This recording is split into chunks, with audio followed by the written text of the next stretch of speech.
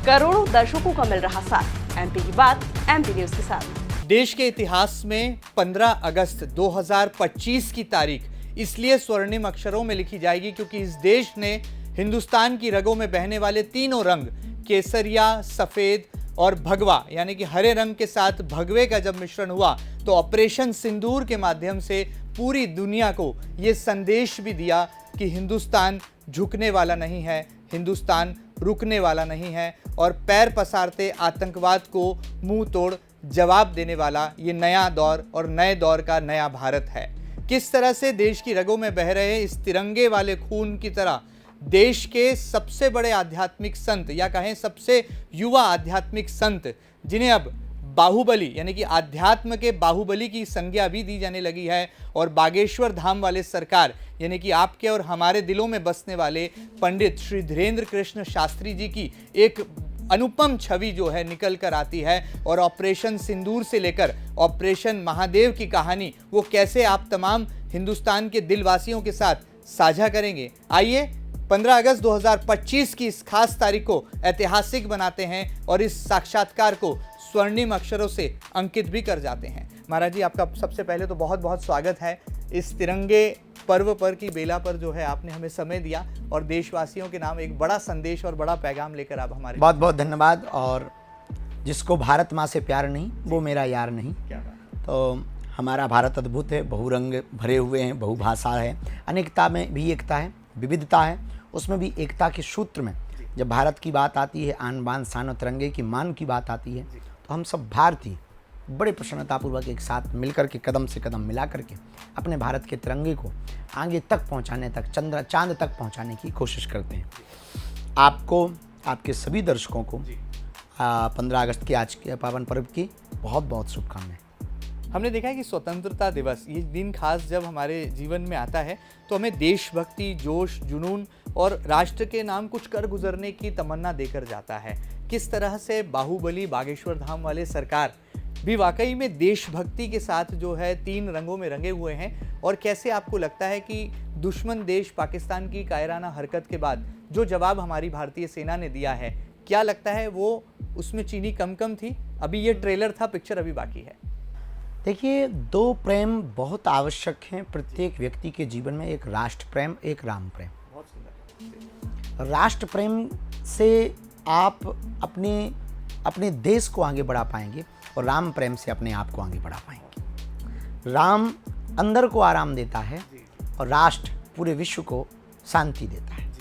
हम जिस देश में रहते हैं उस देश में अद्भुतता यह है कि उसको भारत माता कहा जाता है। भारत और माँ संस्कार देती। बहुत से देश दुनिया को व्यापार देते हैं, कोई अहंकार दे रहा, कोई व्यापार दे रहा, पर हमारा भारत है जो पूरे विश्व को जीवन जीने की कला दे रहा, संस्कार दे रहा। इसलिए भारत को भारत माता कहा जाता है। फिर भी कुछ लोग संस्कारों पर, कुछ संस्कारवान लोग लांछन लगाते, षड्यंत्र करते और घुसपैठिए बनकर के आते और भारत के उन भोले भाले लोगों के साथ खिलवाड़ करते, धर्म के नाम पर गोलियां चलाते। भारत शास्त्र संपन्न भी है, शस्त्र संपन्न भी है। भारत शक्ति संपन्न भी है, भारत शक्ति संपन्न भी है। भारत वर्तमान का नव चेतना का युग है। भारत वर्तमान में पूरे विश्व के लिए एक नई पहचान है। भारत वर्तमान में पूरे विश्व के लिए मानव संपन्न भी है, भारत शक्ति संपन्न भी है। भारत वर्तमान का नव चेतना का युग है। भारत वर्तमान में पूरे विश्व के लिए एक नई पहचान है। भारत वर्तमान में पूरे विश्व के लिए मानवता की एक नया मान है। भारत वर्तमान में पूरे विश्व का वर्तमान में प्रतिष्ठान है, प्रतिष्ठा के लिए जाना जाए। भारत वर्तमान में पूरे विश्व का प्रतिनिधित्व करने वाला देश होने वाला, क्योंकि ये विश्वामित्र का देश है। अब ये विश्वमित्र की भूमिका निभा रहा है। विश्वामित्र का भारत विश्वमित्र की भूमिका निभाने पर पहुंच रहा है। उसके बावजूद भी पड़ोसी देश में पाकिस्तान में कुछ गंदी मानसिकता के लोग, उन्होंने जो पहलगाम की घटना की, पूरी दुनिया को दहला दिया। हमारे यहाँ अंदर आकर उन सैलानियों को किसी का घर उजाड़ा, किसी का भाई उजाड़ा, किसी का पति उजाड़ा, किसी का तो पूरा परिवार उजाड़ दिया और उनके दिल में जरा सी भी दया नहीं। लेकिन अब वो भारत नहीं है कि हम हट गए या खेद भर व्यक्त कर रहे हैं, नहीं, अब ये वो भारत था जिसने घर में घुस करके मारा। और ऑपरेशन सिंदूर ने पूरी दुनिया को ये बता दिया, हमको छेड़ोगे तो हम छोड़ेंगे। ये लाइन पर भारत जा रहा है। पहले से किसी को बोलेंगे ना हम, पर छेड़ने पर किसी को ना छोड़ेंगे हम। इस लाइन से भारत अब बहुत आगे बढ़ रहा है। इसी कारण से भारत की प्रतिष्ठा भी पूरे विश्व में एक अद्भुत भूमिका, और हमने सिर्फ आतंकवाद को मारा है, पाकिस्तान को नहीं मारा है और पाकिस्तान के लोगों को नहीं मारा है, क्योंकि हमारी लड़ाई उनसे है जो मानवता के खिलाफ है, जो सनातन के खिलाफ है। हमारी व्यक्तियों से लड़ाई नहीं है, पाकिस्तानी नागरिकों से लड़ाई नहीं है। तो हमने उनको मारा जो आतंकवादी है। अब आतंकवादी कोई भी हो सकता है और जो होगा वो मारा जाएगा। माना जाए ये अभी ट्रेलर था, पिक्चर अभी और बाकी है। निश्चित रूप से हमें लगता है कि वर्तमान में भारत का प्रतिनिधित्व करने वाली सेना और सेना के सभी जवान और जवानों के सभी अधिकारी पदाधिकारी, भारत सरकार के रक्षा मंत्रालय और रक्षा मंत्री जिस प्रज्ञा बुद्धि मेधा के साथ में आगे बढ़ रहे हैं, उस मेधा और इस बहुत शार्प तरीके से वो कहते हैं कि बाज की दृष्टि से जो अभी कार्य किया है, उस दृष्टि से यह सब प्रतीत नहीं सत्यापन है कि ये तो निश्चित रूप से ये प्रारंभिक भूमिका थी। अभी कहानी तो बहुत पीक तक जाएगी और बिगड़ों को सुधारेंगे और छेड़ने वालों को ना छोड़ेंगे। और पूरी दुनिया में सबसे बड़ा जो नासूर आतंकवाद बना है, यदि इसको कोई ख़त्म बहुत अच्छे तरीके से कर सकता है तो हमारे भारत के जवान कर सकते हैं। लेकिन ऑपरेशन सिंदूर के साथ एक और ऑपरेशन है जिसे अंजाम दिया गया, और देश महादेव का आशीर्वाद भारत देश के साथ है, और ऑपरेशन महादेव ऑपरेशन सिंदूर के बाद की दूसरी कड़ी हो चुका है। ऑपरेशन महादेव जो अभी वर्तमान में हुआ, तो उन आतंकवादियों को ढेर किया जिन आतंकवादियों ने उस कुकृत्य को किया था, उस निंदनीय, घोर निंदनीय, अमानवीय घटना को किया था। और ऑपरेशन महादेव से ये सिद्ध हो गया कि आप कहीं पर भी छिप जाएं, आपके छिपने से हम रुकेंगे नहीं, आपके छिपने से हम झुकेंगे नहीं, और आपके कोई भी कृत्य कर देने से हमारी अब कार्रवाइयाँ नहीं रुकेंगी। चरेवेति चरेवेति, इस सूत्र को अपनाया है भारतीय आर्मी ने। जो ऑपरेशन महादेव अभी वर्तमान में हुआ, निश्चित रूप से भारतीय आर्मी के सभी जवान धन्यवाद के पात्र हैं कि उन लोगों को ढेर कर दिया जिन लोगों ने ये गंदा कृत्य किया था या मास्टरमाइंड थे। इनके आकाओं को ऑपरेशन सिंदूर ने किया था, इनके ठिकानों को ऑपरेशन सिंदूर ने मिटाया था। यानी यदि भवन को ऑपरेशन सिंदूर ने मिटाया तो भवन है कि उन लोगों को ढेर कर दिया जिन लोगों ने ये गंदा कृत्य किया था या मास्टरमाइंड थे। इनके आकाओं को ऑपरेशन सिंदूर ने किया था, इनके ठिकानों को ऑपरेशन सिंदूर ने मिटाया था। यानी यदि भवन को ऑपरेशन सिंदूर ने मिटाया तो भवन में रहने वाले उस कुकर्मी को, व्यक्ति को ऑपरेशन महादेव ने मिटाया। और महादेव संहार के ही देवता हैं, उनका काम ही है संहार करना, सिर्फ आतताइयों का संहार करना। तो जो ऑपरेशन महादेव नाम दिया, बहुत अभूतपूर्व नाम है और बहुत सोच समझ करके नाम दिया। और भारत अब रुकेगा नहीं। वो बात अलग है कि बाप बाप होता है, बेटा बेटा होता है। आप पर बजरंगबली जी का सीधा और परम आशीर्वाद है, और आपके अनुयायी मानते हैं कि बजरंगबली के आशीर्वाद से देश को, हिंदुस्तान को अध्यात्म के बाहुबली मिल गए हैं बागेश्वर धाम वाले सरकार के रूप में। यदि आपको मौका मिले पाकिस्तान को एक सबक सिखाने का, तो वो कौन सी सजा होगी जो कि पंडित धीरेन्द्र कृष्ण शास्त्री जी दुश्मन देश पाकिस्तान को देंगे, ताकि इस तरह की कायराना हरकत और उसकी पुनरावृत्ति बार बार ना हो? देखिए, हम एक बात के पक्ष में, हम युद्ध के पक्ष में नहीं, बुद्ध के पक्ष में। वाह, बहुत सुंदर, बहुत गहरा। दूसरी बात, यदि हमें पाकिस्तान से संवाद करने का मौका मिलेगा तो हम पाकिस्तान की, वहाँ की पूरी आवाम, वहाँ के पूरे लोग, वहाँ के प्रधानमंत्री और वहाँ के सभी सेना के लोगों के साथ जब संवाद करेंगे तो एक बात जरूर रखेंगे, किसी कवि की सुनी हुई। हम कहेंगे कि एक काम करो, चलो लड़ाई हो जाए, और लड़ाई बॉर्डर पे ना हो, अपने अपने देश में अपने अपने अंदर गरीबी मिटाने की लड़ाई हो जाए। तुम अपने देश की गरीबी मिटाओ, हम अपने देश की गरीबी मिटाते हैं। तुम अपनी करेंसी बड़ी करो, हम अपनी करेंसी बड़ी करते हैं, ताकि डॉलर फीका पड़ जाए और तुम्हारी करेंसी में पाउंड फीका पड़ जाए। आओ ये लड़ाई करते हैं, इससे बेहतर कोई बड़ी लड़ाई नहीं। क्या बात है, बहुत सुंदर। आपने बिल्कुल बुद्धिजीवी अंदाज में जो है चारों खाने चित कर दिए, मुझे लगता है। आगे बढ़ते हैं महाराज जी।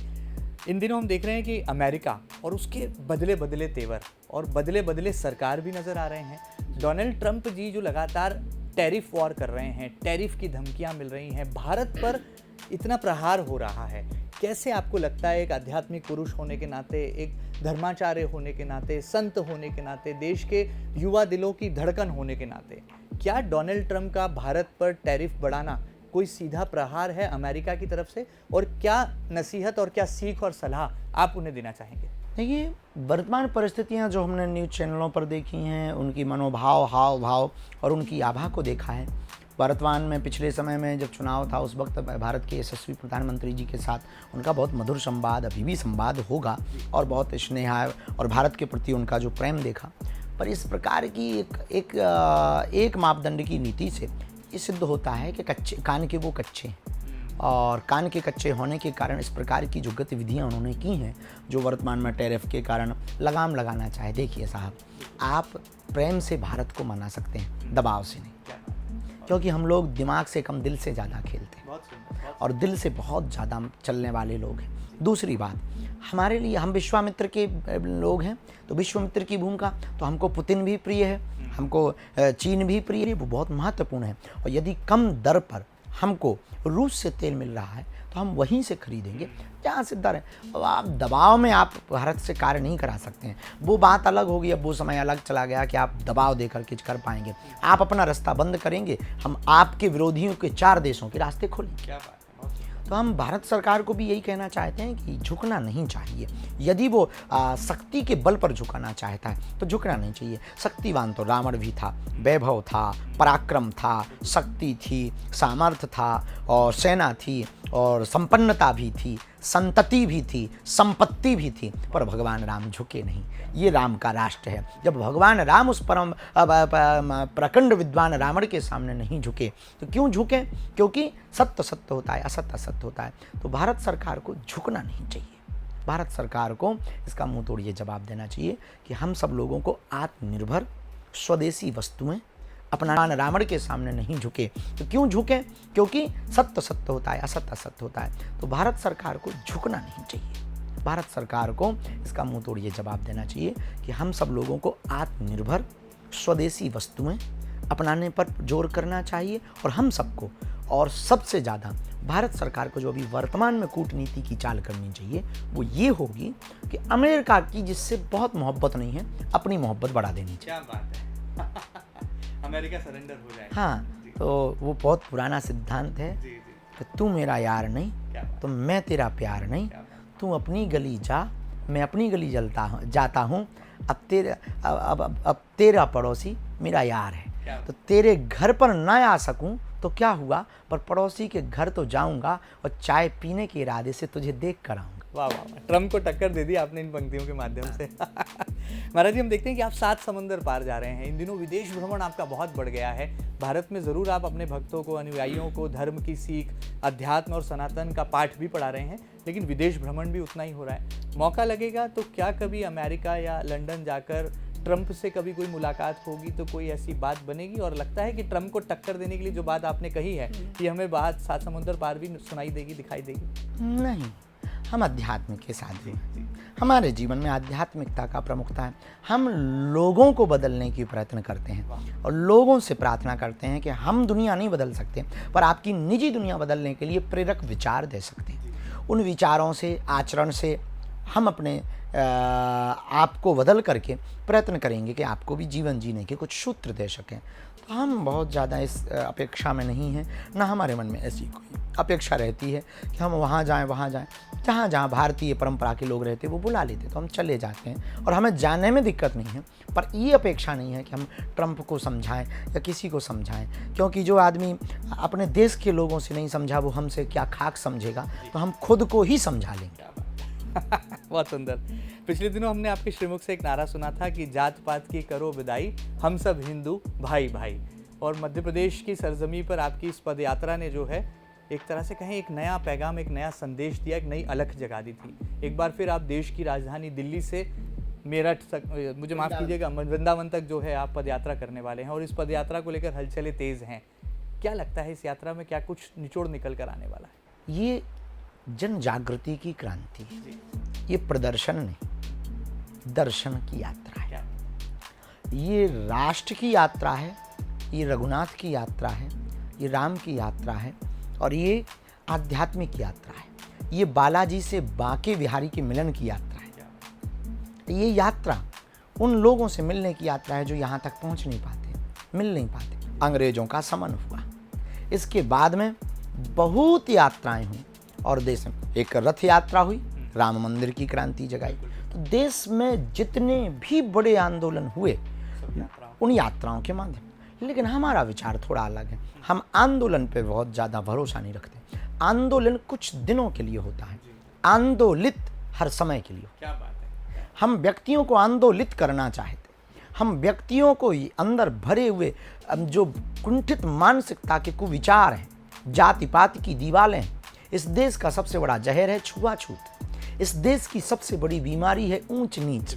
इस देश की सबसे बड़ा अवरोध है उन्नति ना होने का कारण, वो है बड़ा और छोटा। हम चाहते हैं कि इस देश में ये दीवार खत्म हो। हम चाहते हैं इस देश में हरि को भजे सो हरि को होई, जात पात पूछे नहीं कोई। हम इस देश में चाहते हैं योग्यता ना होने का कारण, वो है बड़ा और छोटा। हम चाहते हैं कि इस देश में ये दीवार खत्म हो। हम चाहते हैं इस देश में हरि को भजे सो हरि को होई, जात पात पूछे नहीं कोई। हम इस देश में चाहते हैं योग्यता के आधार पर व्यक्ति की पहचान हो। हम चाहते हैं इस देश में व्यक्ति की पूजा नहीं, व्यक्ति के व्यक्तित्व की पूजा हो। हम चाहते हैं जब ईश्वर ने सबको समान बनाया है तो हम भी सबको समान ही माने। हम चाहते हैं इस देश में एक सूत्र ऐसा पिरोया जाए जहां आप क्षेत्रवाद, भाषावाद या जातिवाद के लिए मरने या मिटने की बात ना हो, राष्ट्रवाद के लिए मरने या मिटने की बात हो। लेकिन ये काम कठिन है, क्योंकि कुछ लोगों की रोटियां ही जातिवाद, भाषावाद या क्षेत्रवाद के नाम पर चल रही। कुछ लोगों का स्टेटमेंट ही यहाँ तक ही सीमित है, कुछ लोगों का जीवन ही यहीं तक सीमित है कि हम सिर्फ अपने कौम, अपने समाज को ही आगे बढ़ाएंगे। भला अपना कौम, अपने समाज भर को ही क्यों आगे बढ़ाएं? ऐसा क्यों ना सोचा जाए कि हम अपने देश को आगे बढ़ाएं। हमारे भारतीय कनाडा, अमेरिका, रसिया, जर्मनी, फ्रांस, लंदन यहाँ के पीआर लेने के लिए पागल हैं, लंबी लंबी लाइनें लगा रहे हैं। क्यों ना हम भाषावाद, जातिवाद और क्षेत्रवाद से ऊपर उठकर अपने देश को ही इतना व्यवस्थित बनाएं कि वहाँ के लोग हमारे देश का पीआर लेने के लिए पागल हैं। और ये तभी हो पाएगा जब वैचारिक क्रांति की योजना शुरुआत की, और किसी ना किसी को तो करना चाहिए। आज नहीं तो कल करना पड़ेगा, वरना देश की हालत दूर नहीं है जब श्रीलंका जैसी होगी। वो दिन अब दूर नहीं होंगे जब देश गृह युद्ध से जूझेगा। वो समय अब दूर नहीं है कि पाकिस्तान जैसी खस्ता हालत होगी। वो दिन अब दूर नहीं है। भारत लैंडलॉक से जूझ रहा, आप चारों तरफ से घिर चुके हैं। भारत विदेशी आक्रताओं से जूझ रहा। भारत आध्यात्मिक रूप से रोज ताने सह रहा। भारत का मूल सनातन परंपरा खतरे में चला जा रहा। भारत की हिंदुत्व परंपरा लव जिहाद, मूत्र जिहाद, लैंड जिहाद के नाम पर बिल्कुल धूमिल होता चला जा रहा। भारत में मानवता शर्मसार होती जा रही। रेपिस्ट बढ़ रहे हैं, क्रिमिनल बढ़ रहे हैं। क्रिमिनल इसलिए बढ़ रहे हैं क्योंकि यहाँ पर सजा का प्रावधान है। क्रिमिनल को सुधार का प्रावधान है, सुधार का प्रावधान नहीं है। और हमारा मानना है क्राइम को बंद करना है तो क्राइम को बंद करने का, क्रिमिनल को खत्म कर दीजिए, क्राइम बंद हो जाएगा। आजकल क्रिमिनल को संरक्षण मिलना, क्राइम को बढ़ावा देना है। तो जब इस देश का कानून मकड़ी के जाले की तरह है, छोटे कीड़े तो फंस जाते हैं, बड़े निकल जाते हैं। बड़े निकल जाते हैं, छोटे कीड़े फंस जाते हैं। मकड़ी का जाला भी ऐसा ही है, छोटे मोटे जीव बेचारे फंस जाते हैं हमारे जैसे। बड़े बड़े जो जीव होते हैं वो निकल जाते हैं।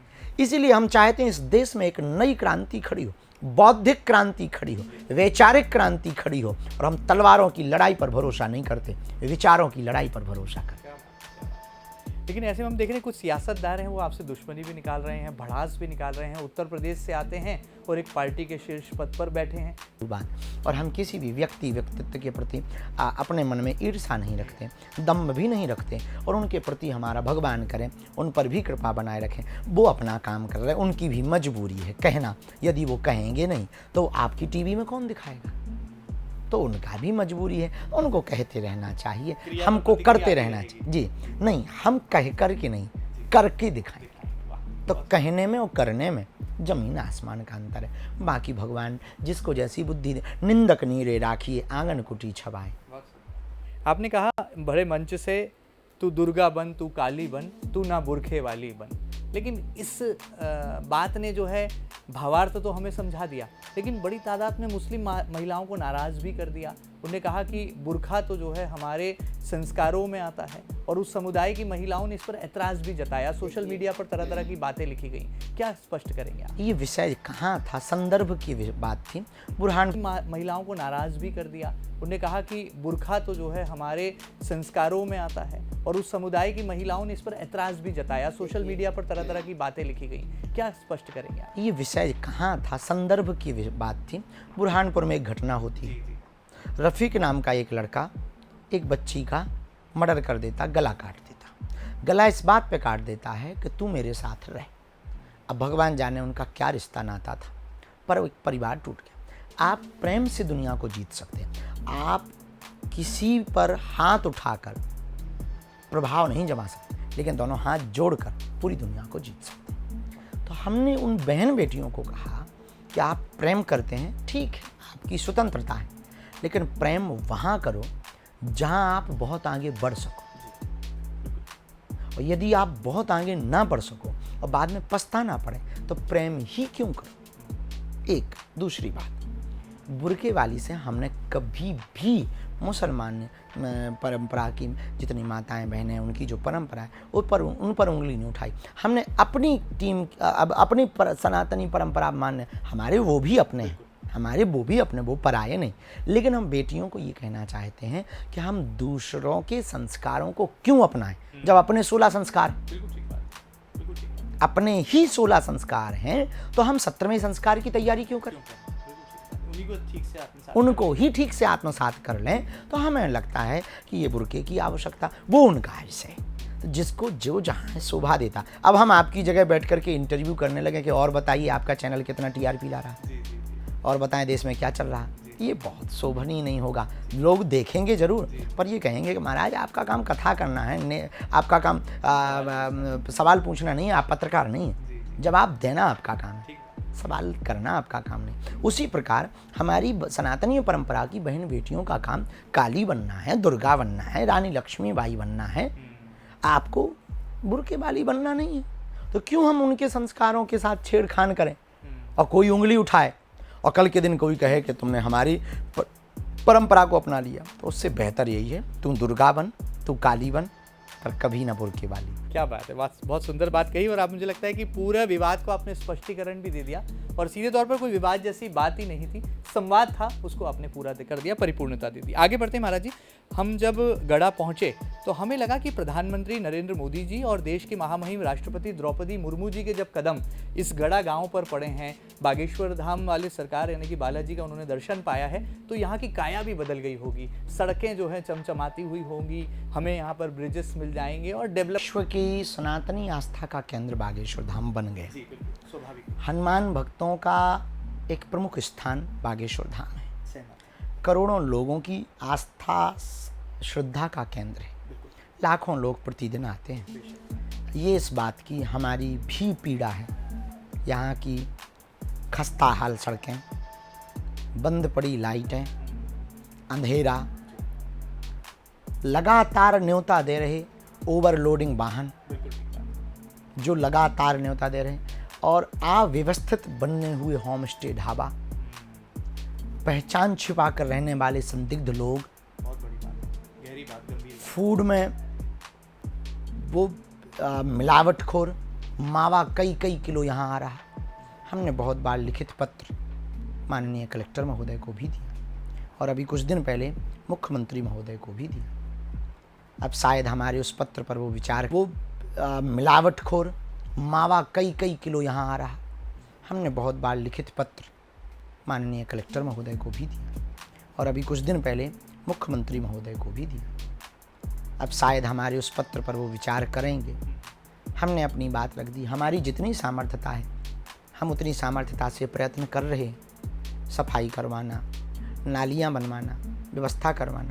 पर यदि माननीय मुख्यमंत्री और प्रशासन के पास ये बात जाएगी तो और उस पत्र पर यदि वो प्रकाश डालेंगे तो जहाँ 2027 के अंत में पुनः प्रधानमंत्री जी आने वाले हैं, जहाँ कैंसर हॉस्पिटल का उद्घाटन होने वाला है, जहाँ पर 1100 कुंडीय यज्ञ होने वाली है, जहाँ हर वर्ष कन्या विवाह होने वाला है, जहाँ फिर से 15 फरवरी 2026 को कन्या विवाह होने वाला है, उस गांव में जो विदेशों के लोग आते हैं वो अच्छी छवि लेके जाएं। यहाँ की वो लगातार अस्वच्छता, लगातार वो कचरा जगह जगह डला, पॉलीथीन डली, सड़कों पर गौ माता बैठी और गंदी नाले के बड़े बड़े गटर टाइप के नाले हो गए हैं और यहाँ पर डस्टबिन के बिना दुकानें चल रही हैं। आए दिन जो है हमले और मौत को आमंत्रण दे रहे हैं ढाबे, 20-20 फीट की बिना बीम पिलर की दीवारें, आगजनी की घटनाएं हो रही हैं आए दिन। और एक आध दो दुकान पर छोड़ करके आपको सिलेंडर नहीं मिलेगा, वो आग बुझाने वाला, फायर वाला सिस्टम ही नहीं मिलेगा। आप जाके देख लें। हमने एक दिन पत्र भी चस्पा करवाया, सबको हमने सूचना पत्र भी दिया कि आप ये नियम पूरा कर लें। पर यदि हम कुछ डायरेक्ट करेंगे तो गुंडा कहलाएंगे कि टॉर्चर करते हैं। तो प्रशासन ही कर सकता है। तो प्रशासन की जो दृष्टि प्रधानमंत्री के आने के समय पर धाम पर थी, यदि वो पुनः हो जाए कि अब वो आने वाले हैं तो हमें लगता है इस गांव की जो खस्ता हाली है वो सुधर जाएगी। क्योंकि नाम तो बढ़ रहा है, ज़मीनी स्तर पर थोड़ा काम नहीं बढ़ पा रहा। ये हृदय को दुख तो पहुंचाता है और संवाद पहुंचाने का, इस वीडियो पे बताने का हमारा किसी पर निंदा करना नहीं है। जितना कर रहे हैं बहुत अच्छा कर रहे हैं, जितना सहयोग कर रहे हैं वो अभूतपूर्व है, उसको भी नहीं भुलाया जा सकता।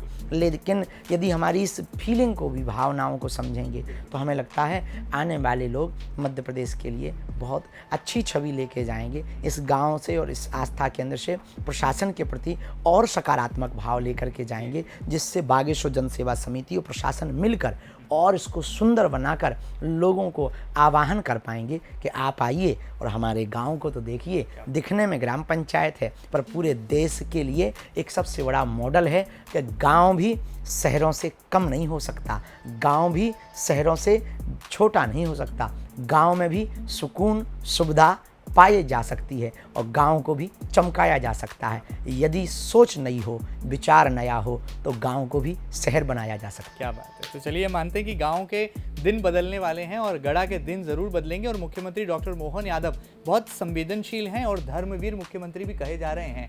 आप उनको कितने नंबर देंगे? हम देखते हैं कि महाकाल की शाही सवारी हो तो मुख्यमंत्री जी बहुत अग्रणी भूमिका में होते हैं। देश में कुंभ की तैयारियों की बात हो, सिंहस्थ जो कि 2028 में लगने वाला है उज्जैनी में, उसकी तैयारियों पर गड़ी पकड़ है और धर्म विरोधियों को बार बार सबक सिखाने का ऐलान भी करते हैं। उनको कितने नंबर बागेश्वर धाम वाले सरकार देंगे मुख्यमंत्री मोहन यादव जी को? नंबर से तो हम तुलना कुछ ऐसा कह पाना बड़ा कठिन होगा, पर जो वो कार्य कर रहे हैं अभूतपूर्व कर रहे हैं और इसी ऊर्जा, उत्साह के साथ और बौद्धिक क्षमताओं के साथ वो प्रदेश के लिए निर्णय लेते रहेंगे। तो निश्चित रूप से आने वाले सिंहस्थ में हम एक भूमिका चाहते हैं। उनसे हमारी ऐसी वार्तालाप तो नहीं हो पाई, पर आपके माध्यम से हम भाव रखना चाहते हैं उनकी टीम को भी कि जो बहुत अभूतपूर्व अभी महाकुंभ प्रयागराज का हुआ, इस महाकुंभ में जो रह गया वो सिंहस्थ में हम पूरा करें। क्या बात है, बहुत सुंदर। कोई ऐसी डिमांड जो आप करना चाहते हैं सीएम डॉक्टर मोहन यादव से और आपको लगता है कि अगर ये पूरी हो गई तो धर्मावलंबियों में बहुत खुशी की लहर दौड़ जाएगी? ऐसा कुछ खास तो नहीं, परंतु ऐसा कुछ विचार आएगा तो हम निश्चित रूप से मुख्यमंत्री जी को पत्र के माध्यम से या संवाद होगा, कहीं धोखे से मिलना जुलना हो जाएगा तो हम अपनी बात को निश्चित रूप से रखेंगे। और बहुत अच्छा वो कर रहे हैं और अभी बाकी हैं 4 साल तो इसके बाद फिर नंबर देंगे। चलिए, रिपोर्ट कार्ड में नंबर आना भी बाकी है लेकिन एनालिसिस जारी है। क्योंकि किसी भी विषय की पूर्ति के पूर्व में कह पाना कठिन हो पाता। हम आज ठीक हैं, कल का पता नहीं। चलिए आगे बढ़ते हैं। हमने देश और दुनिया में अस्पताल में मंदिर तो देखे थे, लेकिन जब बागेश्वर धाम आते हैं और गढ़ा गांव की इस कायाकल्प को पाते हैं तो देखते हैं कि यहाँ पर मंदिर में अस्पताल बन रहा है। कैंसर केयर सेंटर का भव्य इमारत अब धीरे धीरे शक्ल लेने लगा है। आपको लगता है कि जो नींव आपके नेतृत्व में देश के प्रधानमंत्री नरेंद्र मोदी जी और राष्ट्रपति द्रौपदी मुर्मू जी ने रखी है, वो भविष्य की कई पीढ़ियों को आरोग्य से जोड़ देगी?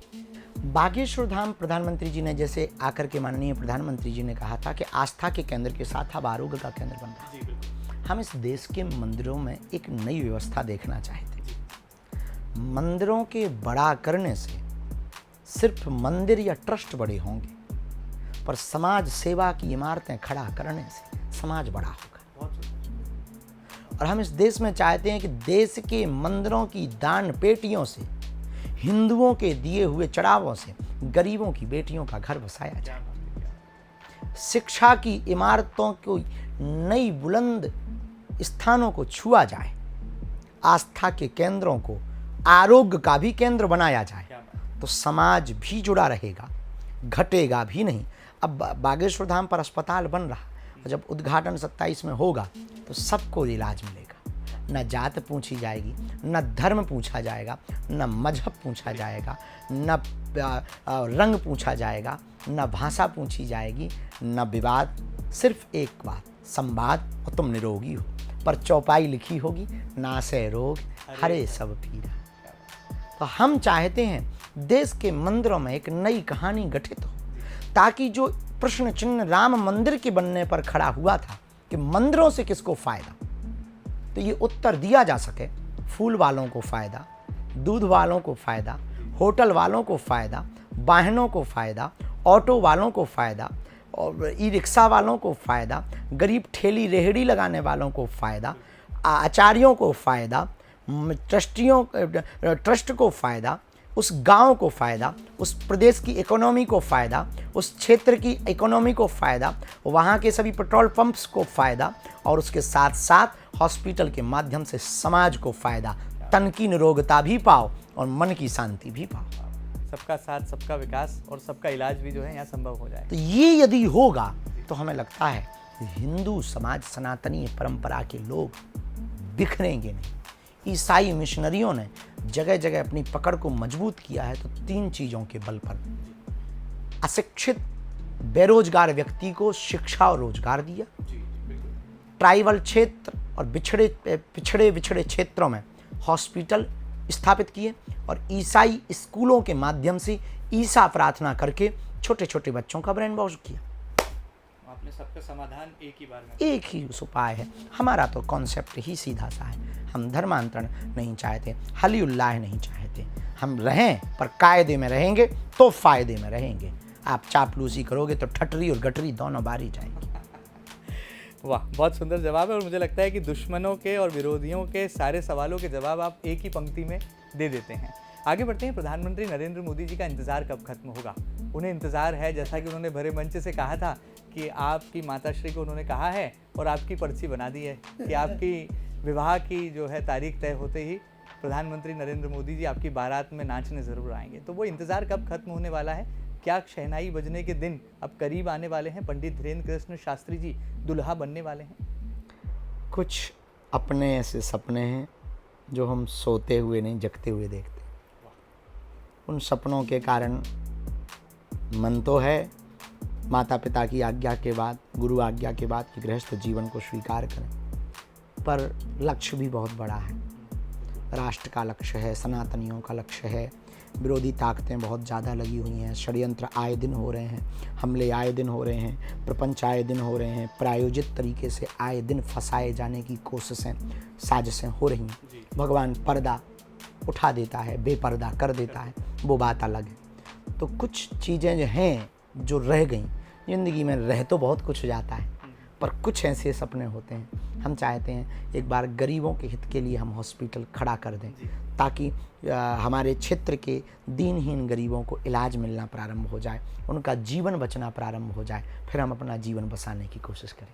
मतलब दुल्हा बनने से कोई ऐतराज़ तो नहीं है, कोई मनाही तो नहीं? नहीं, ना हमारी शक्तियों को ऐतराज़ है, ना हमारी साधना को ऐतराज़ है, ना हमारी ऊर्जा को ऐतराज़ है, ना हमको कोई ऐतराज़ है, ना ऐसा कोई प्रण है, ना हम सन्यासी हैं, ना हमने किसी गुरु की लंगोटी ले रखी है, और ना हम अभी गृहस्थी हुए। क्या बात है।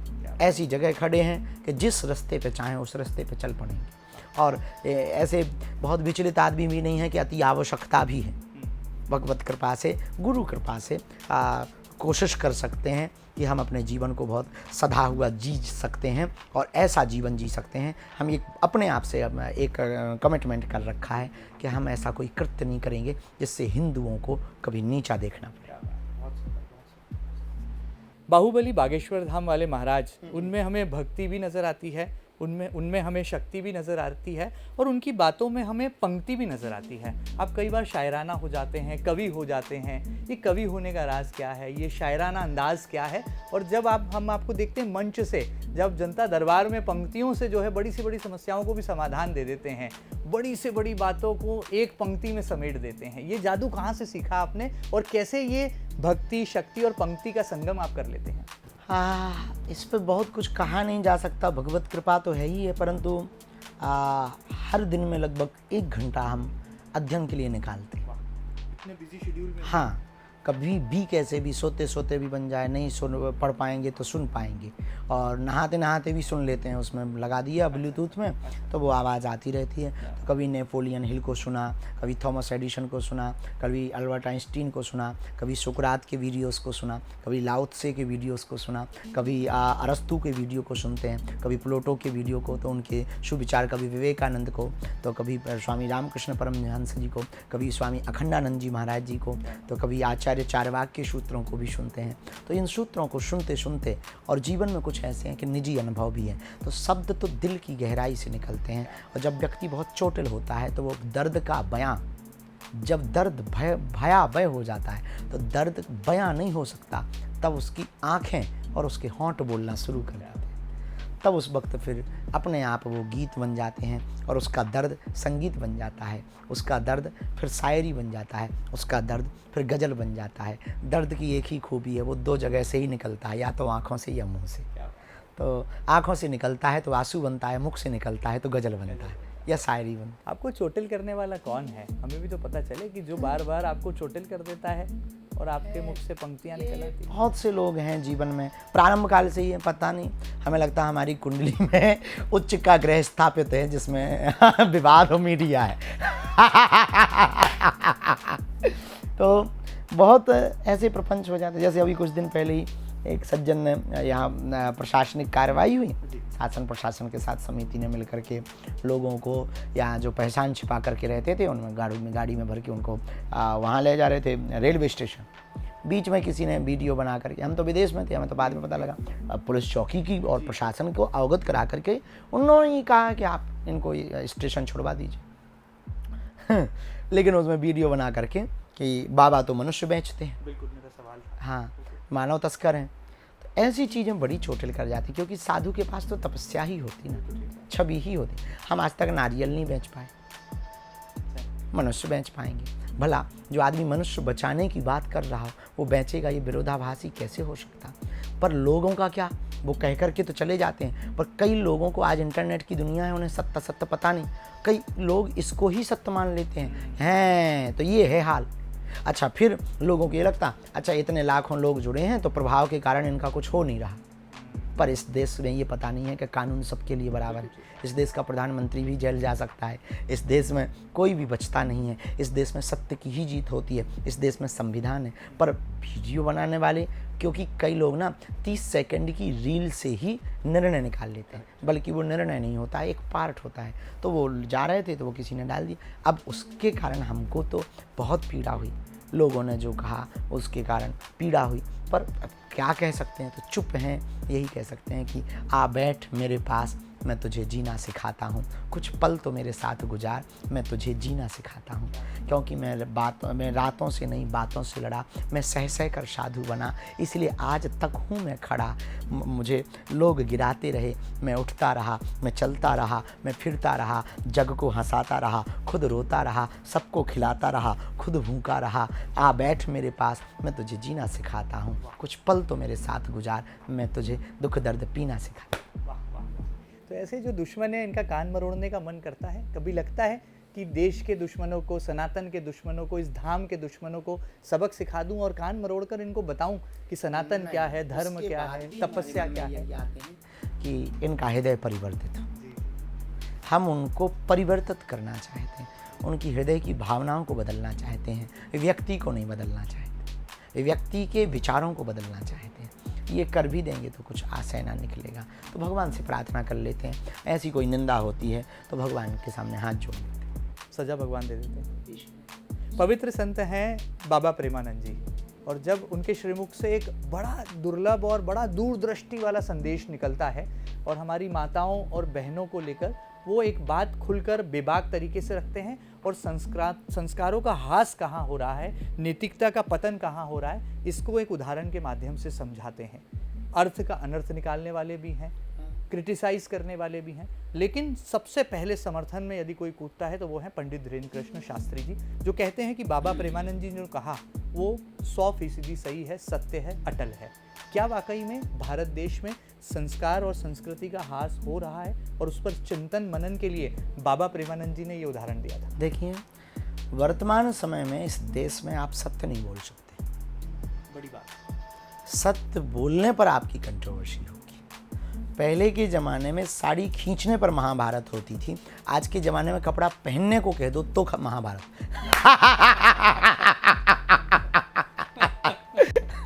चाहे वो पुरुष हो या स्त्री हो, किसी एक के प्रति नहीं, हम सबके प्रति। अच्छा, क्योंकि हम पुरुषवादी विचारधारा के ही नहीं हैं, हम समसामयिक दृष्टि के व्यक्ति हैं। साधु परंपरा पर देखिए, व्यास परंपरा का काम है सत्य बोलना, साधु का काम है कहना। आपको सही लगे तो स्वीकार करो, ना लगे तो ना स्वीकार करो, इसमें विरोध की कोई बात नहीं है। दूसरी बात, बाबा प्रेमानंद हो या फिर कोई कथावाचक हो, संत हो, जो सत्य बोलेंगे हम उसके साथ हैं। व्यक्ति हो, हम कहते किसी भी पार्टी का हो, ये भी नहीं कि एक पार्टी, किसी भी पार्टी का व्यक्ति हो, वो सत्य बोले, हमसे तो सब जुड़े हैं। अब हमारे मध्य प्रदेश के बहुत प्रिय हैं कमलनाथ जी, पूर्व मुख्यमंत्री रहे, उनसे हमारा बहुत प्रेम है, बहुत स्नेह है। वो हनुमान जी का बहुत विशाल भवन बनाए, मंदिर बनाए, और वो वहाँ पर कथा भी उन्होंने करवाई, हमारा बहुत स्नेह है।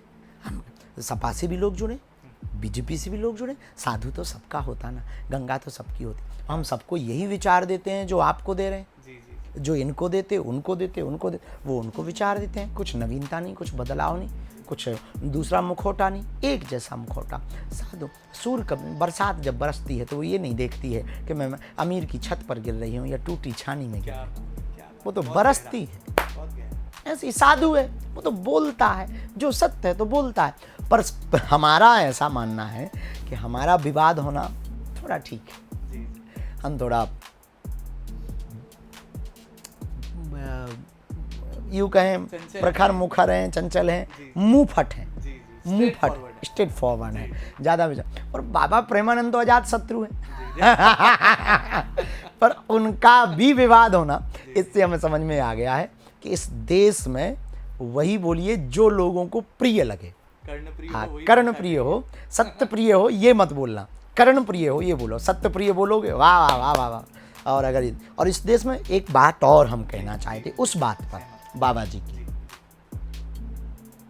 बाबा प्रेमानंद जी ने कहा कि स्त्रियां ऐसा ऐसा करते हैं, 2-4 ही लोग पवित्र हैं, जो भी वैसे। हमारा मानना थोड़ा उल्टा है। इस देश में यदि स्त्री चरित्रहीन है तो चरित्रहीन बनाया किसने? बड़ी बात। पुरुषों ने। तो जितनी गुनहगार अगर चरित्रहीन स्त्रियों का आरोप लगाना है, उतना ही गुनहगार इस देश के पुरुष भी, जिन्होंने उनको चरित्रहीन बनाया। वेश्या तन को बेचती है तो खरीदार कौन है? इस देश के पुरुष ही हैं। तो वेश्या पुरुष हुआ या वेश्या स्त्री हुई, ये निर्णय कर लेना चाहिए। आईना सबको देख लेना चाहिए, दूसरों पर उंगली उठाने के पहले कि स्त्री चरित्रहीन है या पुरुष चरित्रहीन है। स्त्रियां तब चरित्रहीन बनेंगी जब पुरुष चरित्रहीन होगा, और पुरुष चरित्रहीन नहीं होगा तो स्त्रियां चरित्रहीन नहीं हो सकती।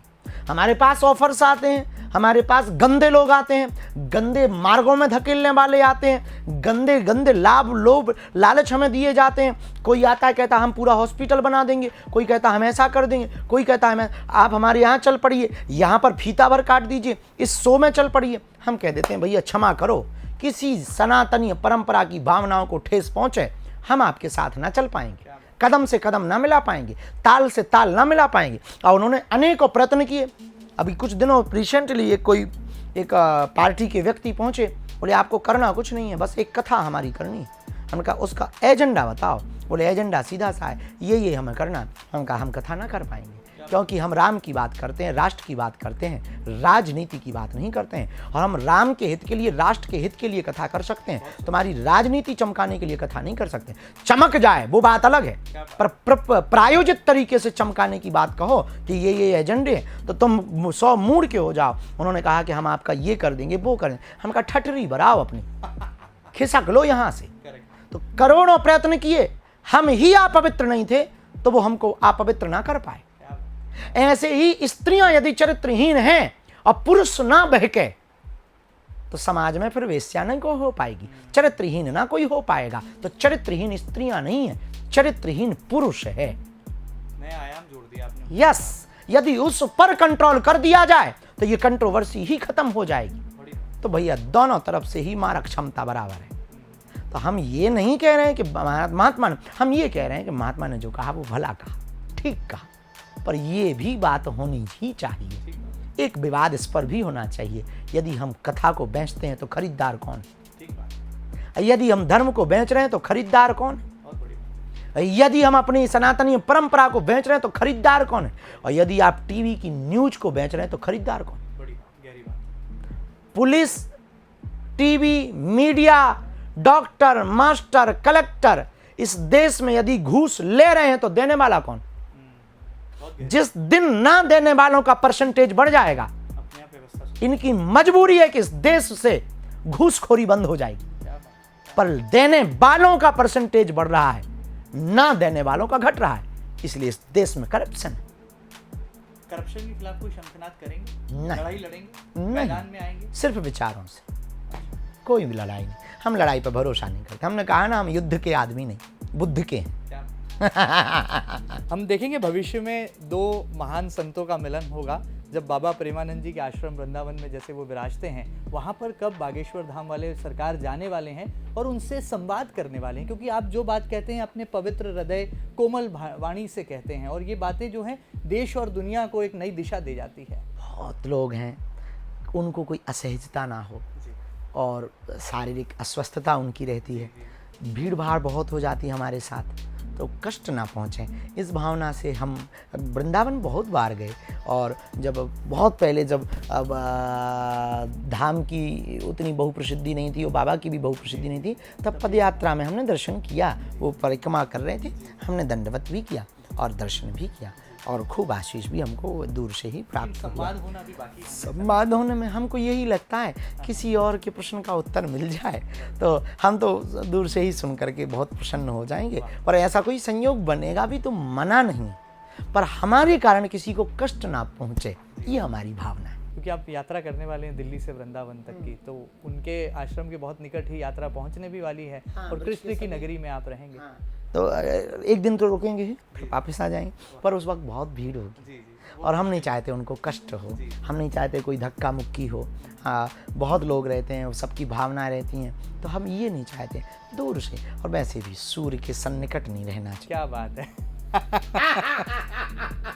चलिए, जाते जाते बहुत सारा समय ले लिया। आपकी अंग्रेजी बहुत सुधर गई है, स्ट्रेट फॉरवर्ड भी हो गए हैं, बोल्ड भी हो गए हैं, और इंग्लिश जेंटलमैन भी हो गए हैं, और 7 समंदर पार की यात्राएं करते हम जैसे थे वैसे ही हैं। अंग्रेजी आत्महत्या कर लेती है हमको सुनने के बाद में, इसलिए हम कई बार अंग्रेजी की इतनी खतरनाक दही बना देते हैं कि मतलब मिक्स वेज सब्जी भी ये फाइनल रखती है कि हम में इतनी सब्जियां मिली। अंग्रेजी फाइनल नहीं कर पाती कि कितने शब्द मिले। क्या बात है। बॉलीवुड के डायरेक्टर इंतजार कर रहे हैं कि उनको आप पर फिल्म बनाने का अगर मौका मिले और रजामंदी मिल जाए, तो क्यों ना एक रुपहले पर्दे पर पंडित धीरेन्द्र कृष्ण शास्त्री का किरदार भी दिखाया जाए, जो देश और दुनिया तक आपकी पताका, इस धाम की पताका को। अभी कुछ बड़ा खास किया नहीं, कर लेने दो। क्या बात है। तो ना तो नहीं है उन डायरेक्टर्स की? नहीं, अभी नहीं, पर अभी कुछ बड़ा कर लेने दो, तब दिखाया जावे क्या खास। चलिए, जाते जाते आप गायक भी बन गए हैं, सिंगर भी हो गए हैं, और म्यूजिक की तरंगों पर जो है हम देखते हैं कि अब अध्यात्म और धर्म की शक्ति तैर रही है, और ये तरंगे 7 समंदर पार तक पहुंच रही हैं।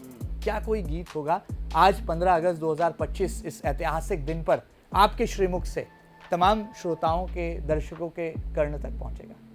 वैसे तो हमको राष्ट्र, आज के दिन हमको यही आता है कि हम जिस देश में रहते हैं, जहाँ तिरंगा है, जहाँ 3 रंगों का समावेश है, उस देश में रहते हैं। जहाँ अनेकता में एकता है, उस देश में रहते हैं। जहाँ बहुभाषाओं में फिर भी सबकी एक ही भाषा है, वो तिरंगा है, उस देश में रहते हैं। जहाँ पर गंगा बहती है, उस देश में रहते हैं। जहाँ केदारेश्वर महादेव विराजमान है, उस देश में रहते हैं। जहाँ राष्ट्रनीति और रामनीति की दोनों पीठें साथ साथ चलती हैं, हम उस देश में रहते हैं। जहाँ राजनीति के ऊपर रामनीति चलती है, हम उस देश में रहते हैं। जहाँ धर्म से राजनीति चलती है, राजनीति से धर्म नहीं चलता है, हम उस देश में रहते हैं। जहाँ जनता ही जनार्दन होती है, हम उस देश में रहते हैं। जहाँ कंकड़ कंकड़ में शंकर शंकर खोजा जाता है, हम उस देश में रहते हैं। जहाँ पत्थर को परमात्मा स्वीकार कर लिया जाता है, हम उस देश में रहते हैं। जहाँ बेटी को दुर्गा मान लिया जाता है, हम उस देश में रहते हैं। जहाँ छोटे बालक को कन्हैया मान लिया जाता है, हम उस देश में रहते हैं। जहाँ आत्मा को महात्मा बना लिया जाता है, हम उस देश में रहते हैं। विशेष काम करने वाले महात्मा को परमात्मा घोषित कर दिया जाता है।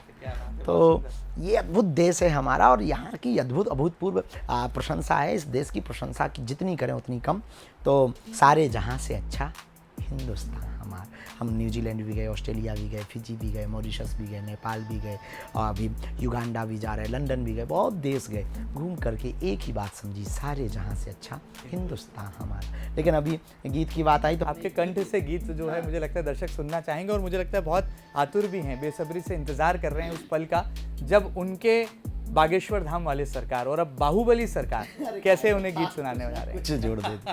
तो हमने अभी एक गीत गाया स्टूडियो में, हमारे साथ मनोज तिवारी जी ने भी गाया, बहुत अभूतपूर्व, हमसे हो गया धोखे से। क्या बात है। बड़े बड़े काम आप ऐसे ही करते हैं। ऐसे ही नहीं ऐसे नहीं, वो पता नहीं कैसे हो गया, वो भगवान जाने। पर भक्तों का दुख सह नहीं पाते, व्याकुल हो जाते हैं, बाहें पकड़ के भव सागर से वो पार लगाते हैं।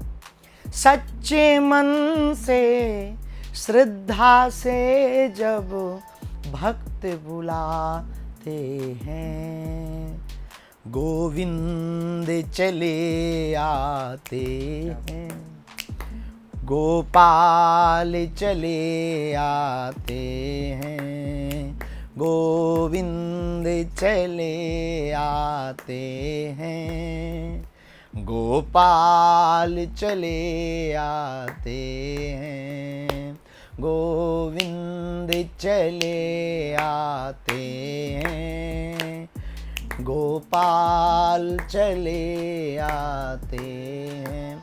सच्चे मन से श्रद्धा से जब भक्त बुलाते हैं, गोविंद चले आते हैं, गोपाल चले आते हैं, गोविंद चले आते हैं, गोपाल चले आते हैं। तो देखते ये होती है आध्यात्मिक संत की पहचान कि स्वतंत्रता दिवस पर वो श्री कृष्ण जन्माष्टमी का गीत भी गा देते हैं और एक साथ 2-2 शुभकामनाएं संप्रेषित भी कर जाते हैं। वो नायक भी हैं, धर्म की दुनिया के महानायक भी हैं, और अब आपके सामने वो गायक भी हैं। तो हम उम्मीद करते हैं कि पंडित धीरेन्द्र कृष्ण शास्त्री जी के दिलों की बात आपके दिलों को छू गई होगी, और ऑपरेशन सिंदूर, ऑपरेशन महादेव के बाद दुश्मन देश पाकिस्तान की कायराना हरकत पर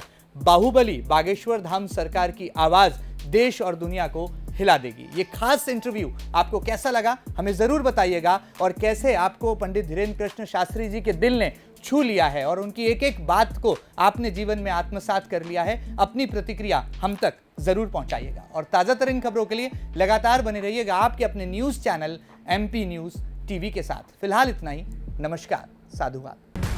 करोड़ों दर्शकों का मिल रहा साथ, MP की बात MP न्यूज के साथ।